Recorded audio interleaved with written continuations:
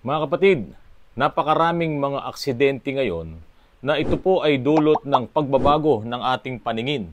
Karamihan po sa mga aksidente ay yung sumasakit ang ulo ng driver o kaya naman biglang sabi niya ay nagba-blackout o kaya biglang parang nagpa-flash ng mga biglang maliwanag. So yun, at kapag nakakasalubong po sila ng mga maliliwanag na headlights ng mga ilaw, ay doon po nagsisimula ang mga malalagim na aksidente. Mga kapatid, dapat bantayan nyo po ang grado ng inyong mga mata. Kapag po nagsisimula na nagsasasakit ang inyong ulo, hindi naman kayo high blood, hindi naman kayo puyat, at laging sumasakit ang ulo nyo, iinuman nyo ng analgesic, tapos mawawala, tapos maya-maya meron na naman, baka naman kailangan nyo ng magpatingin sa inyong mga doktor. Kadalasan, nagsisimula ang paglabo ng ating mga mata pagtungtong mo ng 40 anyos. Pero ngayon, biglang nagbago. Mas bumabata pa yung mga nagkakaroon ng problema sa kanilang mga mata dahil nga sa dami ng mga gadgets ngayon. Halos ang kanilang buong panahon ay maya ay nakatitig sa cellphone, naglalaro ng mga games, social media, no? Kaya lalong bumibilis ang paglabo ng kanilang mga mata. Ang nakakalungkot dito, pati yung mga bata ay marami na po ang nagsasalamin ngayon. Dahil po dito, marami ang aksidenteng nangyayari at ang kadalasan pong na aksidente rin ngayon ay itong mga drivers na mga senior na. Yung mga subscribers ko po na talagang ayaw magpaawat sa pagmamaneho. Talagang nakakarating po sa shop, sila mismo ang nagmamaneho. 60 years old, 65 years old, meron pa nga po 70 plus na nagmamaneho pa. Dala yung kanilang mga Fortuner. Yun po ang nakakatuwa dun eh. Talagang itong mga seniors na pumupunta po sa akin, hanggat maaari gusto nila, ako ang magde-drain ng kanilang ATF. Kasi nga po, madalas pong napapanood sa mga vlogs ko po yan. Kaya po, dito po sa vlog ko po ngayon, ito po ay para sa inyo, sa mga subscriber ko pong senior, paano po tayo, makakaiwas or magiging safe ang ating pagmamaneho, lalong-lalo na po sa gabing madilim. Halos lahat po ngayon ng mga sasakyan, lalong-lalo na yung mga bagong modelo, halos karamihan ay naka-LED light na. Light emitting diode na headlight. Naglalakasan talaga ang mga lumens or yung tinatawag na sinag nila. Dahil sa marami rin po talagang mga lumang sasakyan dito sa Pilipinas, pinapalitan nila yung mga halogen light, yung mga halogen bulb doon sa loob ng assembly ng headlights. At naku po, talagang anlalakas ng sinag nitong mga LED lights na to. Sumasabog ngayon yung napakalakas na liwanag, yung napakalakas na lumens na yun.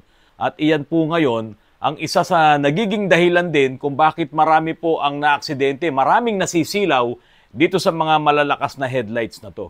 Yung mga bagong sasakyan, merong dimmer pa eh. Pwede mong babaan yung liwanag ng LED lights mo doon sa mga bagong sasakyan. Pero kahit naman yung mga luma, yun nga lang kapag ka mga European, may control talaga yung liwanag ng kanilang mga headlights. Paano nga kung itong mga lumang sasakyan natin na talagang dati ng halogen lights ang ginagamit, nilagyan mo ngayon ng mga malalakas na LED lights. Naku, yan po ang talagang nakakasilaw sa mga makakasalubong nyo sa kalsada. Paano tayo makakaiwas sa aksidente or paano tayo magiging safe sa gabi na tayo ay nagmamaneho?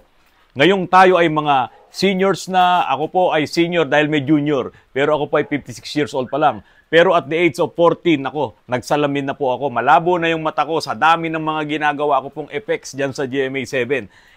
Paano nga po yung mga seniors na, 60 years old, 65 years old, 70 years old, 72 years old, na talagang nearsighted siya. Ibig sabihin ng nearsighted, ang talagang nakikita mo, yung mas malapit na sa'yo, yung maliwanag. Pero yung malayo, medyo blurred na, hindi mo na mabasa. Yung nando sa malayong lugar na hindi mo na makita kung ano yung mga nakasulat.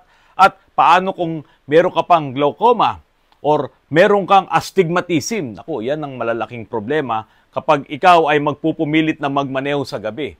So ito po ang ilang mga tips para po tayo ay maging safe at makaiwas po tayo sa disgrasya. Panatilihin nyo pong malinis ang inyong windshield. Yan. Kaya sa mga gasoline station, pag nagpakarga ka, di ba, nililinis nila yung windshield mo. Kasi po, napakalaking bagay po niyan, yung walang dumi sa windshield mo, para kung sakaling mayroong sinag na malakas na makasalubong ka, hindi po magkakaroon ng double image or hindi po magkakaroon ng reflections. iwasan nyo rin po na magpatong ng mga bagay na matitingkad. Halimbawa, itong logbook ko, nilagay nyo sa dashboard nyo, nagpatong kayo. Kapag ka madilim na po sa gabi at iyan ay nasinagang kayo ng malakas na beam nung kasalubong yung sasakyan, nagre-reflect po kasi yon doon sa windshield nyo at pwedeng iyon ang makalito sa inyong paningin at baka po kayo ay maaksidente. So kapag biglang umulan at marumi ang windshield nyo, isa rin po yan sa nagiging problema, hindi talaga ma-wipe ng wiper nyo at maging malinaw po ang inyong windshield. Siyempre, hindi po pwedeng mayroong haharang sa inyong paningin at makapagpapalabo ng detalye sa inyong mga nakikita kapag po kayo ay nagmamaneho. Siguraduhin nyo rin po na malinis ang inyong mga headlight lens. Kapag naluluma ang ating sasakyan, dumidilaw yan, dumudumi yan, lumalabo yan. At isa po yan sa nagiging dahilan, humihina ang liwanag na ibinubuga ng inyong mga headlights at hindi po yun makakatulong para bigyan ng liwanag ang iyong mga daraanan. Pagdating naman po sa paggamit ng high beam at low beam, kung ikaw po ay paakyat sa bundok or medyo paakyat ang iyong kalsadang daraanan, huwag ka pong gagamit ng high beam ha. Kasi kung mayroon kang makasalubong na sasakyan, ay makakasilaw sa kanya yun. Baka mami sabihin mo, okay, hindi naman ako yung nasisilaw. Paano kung masilaw yun at ikaw rin ang banggain niya?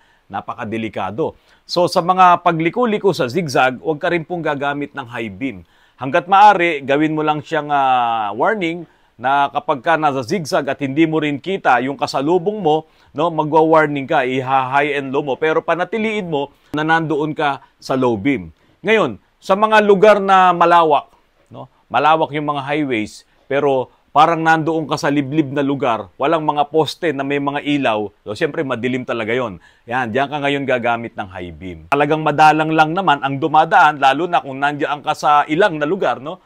Siyempre, baka mamaya biglang may tumawid na mga hayop, may tumawid na aso, may tumawid na pusa, or kung anumang hayop ang tatawid dyan, kung naka-low beam ka, hindi mo kagad mapapansin yung nandoon sa malayong parte ng kalsada. So, gagamitin mo ang high beam kapag kailangan mo talaga ng malakas na liwanag at wala ka namang nakakasalubong na ibang sasakyan. So, siyempre, instinct na lang yun or SOP na lang kung halimbawa, maluwag man yung kalsada, madilim man yung lugar na kinalalagyan mo, nagmamaneho ka, kung meron ka namang makakasalubong, mag-low beam ka. Kasi ang iniiwasan mo doon, yung makasalubong mo siya at masilaw siya, kung talagang malakas ang liwanag ng headlights mo, delikado, baka senior din yung nandun or medyo may problema din yung mata niya, babangga pa yan sa'yo, malilito siya, masisilaw siya. Kaya kapag may kasalubong ka at nandiyan ka sa ilang na lugar, malawak ang lugar, madilim yung kapaligiran, mag-low beam ka kapag ikaw ay may kasalubong. Kung halimbawa, biglang bumuhos ang malakas ng ulan at zero visibility ka, at gabi, huwag kang gagamit ng high beam. No? Lalo lang yung magpapalabo doon sa detalye nung dadaanan mo. Kasi kung talagang malakas ang ulan, no, hindi siya makakatulong. Mag-low beam ka lang or kung meron kang fog lamps, gamitin mo yan. At hanggat maaari, kung kayo po ay may fog lamps, gamitan nyo po ng dilaw na ilaw yan. No? Kung LED man ang ilagay mo or halogen lamp, bulb man ang ilagay mo, hanggat maaari ay yung yellow na buga ng ilaw ang inyong gagamitin. Yan po talaga ang nakadesign sa mga ganyang pagkakataon. Paano naman kung halimbawa po, yung kasalubong mo talaga ang ayaw magbaba ng kanyang ilaw, no? Ayaw niyang pumunta doon sa low beam at naka-high beam siya palagi, naka-high beam na nga, naka-LED pa, tapos yung sasakyan pa niya ay yung mga lumang modelo na hindi naka-design sa LED, di syempre, talagang kalat na kalat yung liwanag. Hanggat maaari, wag mong tititigan yung ilaw. Doon ka tumitig doon sa kalsadang dinadaanan mo para hindi masira yung iyong paningin. Dahil kapag ka napatitig ka doon sa lakas ng ilaw na yon, para kang tumingin doon sa nagwe-welding na sobrang lakas nung sinag na makikita mo at parang bumablangko, parang nagkakaroon ng flash, no, doon sa mata mo at hindi yun makakatulong kung ikaw ay nagmamaneho. Kaya kung ikaw ay makakasalubong nung ayaw mag-low beam, huwag mong titigan yung ilaw at doon ka mag-concentrate sa pagtingin mo doon sa kalsadang dadaanan mo. At maging marahang ka sa pagpapatakbo para makaiwas ka po sa aksidente. Ipaayos nyo rin po ang alignment ng inyong mga headlights sa inyong mga mekaniko. Kasi po, minsan hindi nyo napapansin, yung palang molye nyo sa likuran ay diretso na. Ang mangyayari kapag ka yung likod na parte ng sasakyan ay bumababa at umaangat naman yung harapan. Pag umangat yung harapan, Siyempre, ang inyong ilaw ay magbabago din ang direksyon. Nakaangat 'yon. Kaya ipapatingin nyo po yan sa inyong mga mekaniko. May adjustments naman po yung mga headlights po na yan.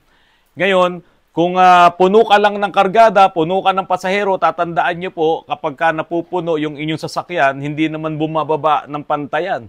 Ang kadalasan na bumababa, no, ang nagbabago ang tindig ay yung nasa likod. Kaya nga po kung punong-puno ng karga, yung trunk nyo, meron ka pang kung kotse yan, may sakay ka pa dito sa likod na 4, tapos yung trunk mo, punong-puno. Samantalang doon sa harapan, 2 lang ang sakay doon sa driver side saka sa passenger side. So, syempre, ang tendency niyan, kung ganito yung forma ng sasakyan mo, gaganyan yan. Kaya pag gumanon siya, tumingala siya ng konti, yung headlight mo nakatingala din. So, delikado po yon para sa makakasalubong nyo. Kaya dapat alerto po kayo dyan. Huwag kayong gagamit ng high beam o kaya po, kung may fog lamps, gagamitin nyo yan para yung pinakakalsada ay masisinagan at makikita nyo lahat. Pati yung mga lubak-lubak na kalye, pati kung anuman yung mga bagay na nandoon na masasagasaan nyo na magiging delikado po para sa inyo. Halimbawa, okay, nagmamaneho ka, gabi, nandiyan ka sa highway, tumatakbo ka na ng maayos, no? Smooth na yung ride mo, hanggat maaari, magpatay ka ng ilaw sa loob ng iyong sasakyan.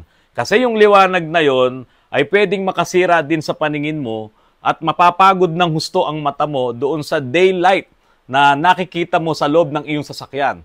Kasi karamihan po ng mga sasakyan ngayon, even yung ilaw doon sa kanilang dome, doon sa dome light nila, ay mga daylight na rin, mga LED na rin, kaya sobrang liwanag. Kaya po pagka minsan tumitingin ka doon sa rear view mirror mo, tapos nakabukas yung ilaw mo, may silaw kang mapapansin, no? Masisilaw yung mata mo, lalo na kung doon sa likod ng sasakyan mo, yung nakasunod sa'yo ay malakas din yung ilaw. Naku, matatama yan, yung sinag na yan sa mata mo at pwedeng maging delikado ang pagmamaneho mo kasi yung mga biglang liwanag po na yan, sabi ko nga po sa inyo, para kang tumingin sa nagwe-welding, no? Nakakasira po yan ng paningin. Sa totoo lang, magkakaroon ng parang flash white sa inyong paningin at hindi po yun makakabuti kung kayo po ay nagmamaneho. Halos lahat po ng mga seniors na mga drivers or yung katulad sa mga edad ko, no, or mas bata pa sa akin, mga 40 years old, nagsasalamin na, or pwede siguro kahit yung mas bata pa na nagsasalamin na, na gumagamit na ng mga ganitong eyeglasses na ito po ay may mga grado na, no, ito ay prescription lens, ang tawag po yan. Pamalagiin nyo pong malinis ang mga lente. Huwag nyo po siyang pupunasan ng kung ano-anong mga pamunas, no, mga basahan o panyo mo, damit mo, kasi pwedeng makagasgas diyan sa lente ng iyong salamin. May mga kasama po talaga yung mga salamin natin kapag ikaw ay bumili or nagpagawa ka ng salamin sa inyong mga doktor, may kasama po talaga yung espesyal na pamunas. Pamalagiin nyo pong malinaw ang inyong paningin kapag po kayo ay nagmamaneho. Kasi po, katulad po nitong isang kakilala ko na naaksidente dyan sa Pangasinan, hindi niya akalain na mayroong tumpok ng mga buhangin doon sa kalsada at sa bilis ng kanilang takbo, hindi nila namalayan, gabi, parang rumampa siya doon. Ang nakakalungkot lang doon, pagrampa niya, nahulog siya sa, hindi naman kalaliman na bangin, no? Doon sa pinakagilid ng kalsada, nahulog doon at naipit siya at iyon po ang kanyang ikinasawi. So, yun po ay dahil sa may mga nakaharang, kulang ng mga paalala na meron palang nakalagay ng mga tumpok ng buhangin doon at namatay nga po yung aming kakilala na yon. Kaya po mga kapatid, lagi po tayong alerto sa pagmamaneho, lalong-lalo na sa gabing madilim. Kaya yung mga gumagamit ng prescription lens na katulad nito, merong tinatawag na anti-reflective lens, meron ding progressive, ito po progressive. Yung dalawang lente po na doon sa malapit saka doon sa malayo, near saka far sight ko ay nandito na. Kasi pati kasi yung malayong paningin ko ay apektado na rin. Kung hindi ako nakasalamin, hindi ko na halos nababasa yung mga maliliit na letra. Saka medyo blurred na rin po siya. Ito rin naman po ay transition lens na nagagamit ko rin po ito sa araw kapag talagang mainit ang araw na ganun ang makikita mo. Kaya ito po ay medyo nagkakaroon ng parang tint, no? Kasi nga po ito ay transition lens. So para siyang nagiging shades. So, yun po ang kagandahan kapag transition lens din ang gamit mo. Yung iba po ay talagang mayroong ipinapagawang night driving glasses, eyeglasses. At yun ay parang may tint din yun ng yellow. Kasi sa gabi, napaka-importante po talaga, kung maaari nga lang kapag kagabi ang gagamitin yung headlight ay merong konting tint ng yellow kasi napakaganda po nun, malamig po sa mata. Yung mga LED, hanggat maaari ayokong gumamit ng LED kapag ako ay nagdadrive sa gabi. Kasi kadalasan ang nangyayari, dahil nga sa karamihan na rin naman ng mga kalye natin ay ginagamitan na ng mga LED, yung mga lamp post dyan, no? Yung mga ilaw sa poste, at siyempre sobrang liwanag na rin. Kaya minsan parang walang epekto yung LED lights mo kapag maliwanag na rin yung yung sinag ng mga lamppost. So, minsan hindi ka rin napapansin na meron na palang ikaw, hindi ka mapapansin ngayon ng sasakyan na nandito sa intersection kung sakaling blind spot. Kasi kapag LED yung ilaw sa poste, sobrang liwanag, LED yung ilaw mo at medyo blind spot, naku, hindi ka mapapansin ito, nasa blind spot, kaya napakadelikado. Pero kung ang ilaw mo, yung mga dilaw o yung mga halogen, pansin na pansin yan Sa gabi, pansin na pansin, kitang-kita po yan sa kalye kapag yan ang gamit mo. Kaya lagi po tayong mag-iingat. Hindi porke naka-LED lights ka, ay kitang-kita ka na. Paano nga katulad nito kung ganito ang mangyayaring sitwasyon doon sa mga sinasabi ko. Ito po yung maiksing sagot ko doon sa nag-request kung maganda raw po ba ang LED lights sa kanilang mga sasakyan. Okay naman po yan kasi nga po itong mga bagong sasakyan ngayon ay karamihan po ng gamit ngayon ay LED lights. Pero wastong pag-iingat pa rin po at kailangan ang importante yung ating mga mata ay talagang ready sa pagmamaneho. Kung medyo nahihilo kayo, masakit ang ulo nyo, magpa-check up muna kayo, baka kailangan nyo na talagang magbago ng grado ng inyong salamin. Kung medyo may silaw na kayo at may mga glares kayong nakikita kapag kayo ay nagmamaneho, magpa-check up muna kayo at baka may problema na rin talaga ang inyong mata. Yung inyong astigmatism, yung inyong baka mamaya may glaucoma na rin kayo or kailangan talaga magpalit ng salamin. Wastong pag-iingat para po tayo maging safe sa ating pagmaneho. At kapag po ganito na ang ating sitwasyon, tayo ay nagsasalamin na, kasi mga kabataan na hindi pa nagsasalamin, talagang napakaliksing magmaneho niya, konting tingin lang doon, ganun. Alam na nila kung saan sila lulusot, samantalang tayo, hindi. Pagka may salamin ka na, iba Iba yung galaw, iba yung ating refleksyon. Kaya mag-iingat po tayo. Hanggat maaari, huwag kaskasero. Kapag ikaw ay nakasalamin na, kasi baka mabigla ka at ikaw ay maaksidente. Mga kapatid, maraming salamat po sa patuloy po na pagtangkilik nyo po sa aking channel. Kung nakatulong po sa inyo ang vlog na ito at alam nyo po makakatulong din sa ibang mga kakilala nyo, pakishare po, pakilike at pakisubscribe na rin po ang aking channel. Mga kapatid, magandang gabi po at maraming salamat po sa inyong lahat.